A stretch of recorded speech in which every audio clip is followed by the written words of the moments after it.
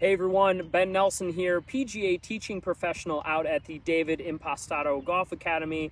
It is a beautiful day, and today what we're going to be talking about is grip. How you hold on to that golf club, your connection to the club. How is it manipulating the face? What does one grip do to the ball flight? What does the other grip do to the ball flight? What grip should I use? What are some drills that I can use to get in and out of that proper grip? All that and more in today's video. Stick with me, let's do it. So first things first here, what we want to talk about is the different ways that you can grip the golf club and some things that you might have heard before, strong and weak. I don't want to make any assumptions, so what we're just going to do is go right from the beginning and cover all of that and what that means. Really what I'm talking about is with that face straight up in the air, that's really what you're going off of. That is your sort of true north, but you've also got little things on your grip, little spots or the words on the top. But I like to think of this as a clock. So if the toe up like that is noon, then we're working off of noon. So then the front side here, that would be like 11 or 10, and then we're going over this way, that would be 1, that would be 2, that would be 3. And so what each of those different grips is going to give you is a different preference or ease of closing that club face. If you get what is called a weak grip, where the thumb and the thumb pad is on the lead side of the golf club, or the left side if you're a right-handed player, it would look something like this. A very weak grip, what that makes it very difficult to do is close the club face. If I put my thumb straight up and down like this, what happened to that club face? You see how it twisted open. So if I have a weak grip, that makes it much easier to play with an open club face or create a fade or a slice. For most of you, that's not going to be what we want. If you go the other way and you put your thumbs and everything on the trail side or the right-hand side like that, I'm kind of putting my thumbs at like 230 or 3. If I go that way, and then again, I put my thumbs right on top, watch what happens to the face. That face closes way, way down. So if you're struggling with a slice, then this kind of a stronger grip where the grip is more on the right hand or trail side, that's going to help you close that club face more easily. However, you see if I go way over there like that, how easy it is to get that club face to close.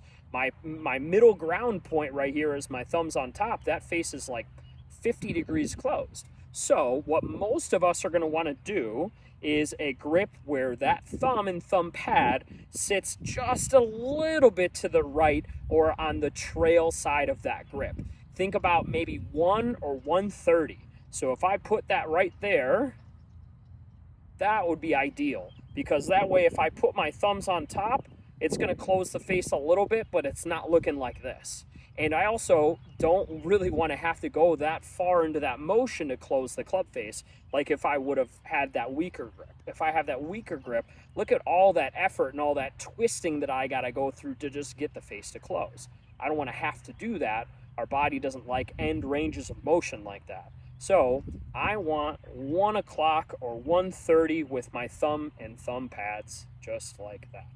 That's the best way for a good kind of neutral ball flight. If you want more of a draw ball flight, you're going to go more to that 2 o'clock or 2:30.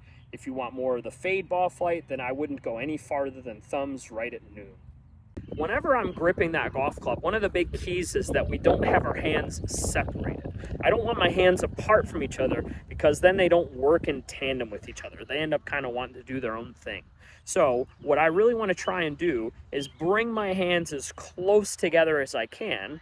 And one of the ways that people do that is by actually taking their hands and interlocking them with each other. So my way that I like to do it is called the interlock grip. Hence what I mean. And I'm taking my pointer finger and my pinky finger. So my left hand or my top hand, my pointer finger, and my bottom hand, my pinky finger, my right hand, and I'm interlocking them with each other, just like that.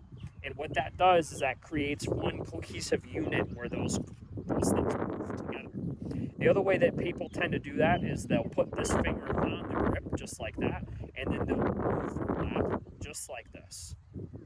That's the overlap. That's kind of the two most common ways that people will hold the golf club. What you're really trying to stay away from is a grip that kind of looks this way like this, even if you're interlocked, where these hands are really far apart from each other and you're really moving down that golf club. We don't want to move it that way. Again, they just don't work that well in tandem with each other. So interlock, overlap, doesn't matter to me. Pick the one that feels the most comfortable to you. Okay, so the other consideration is how your hand gets placed on the golf club. Do you want to grip it more this way? Do you want to grip it more this way? Well, the answer is you want to grip it more in your fingers. You don't want to grip it across your hand like that. And the reason why that is because it makes it easier to do what's called ulnar and radial deviation, or that kind of casting move. That's a really powerful move, and if you get it in your, across your hand this way, it's much more difficult to do a lot of that. You see how much less motion there is there. If I grip it more in my fingers, I got way more power to release there, and I'm going to be able to hit it much harder.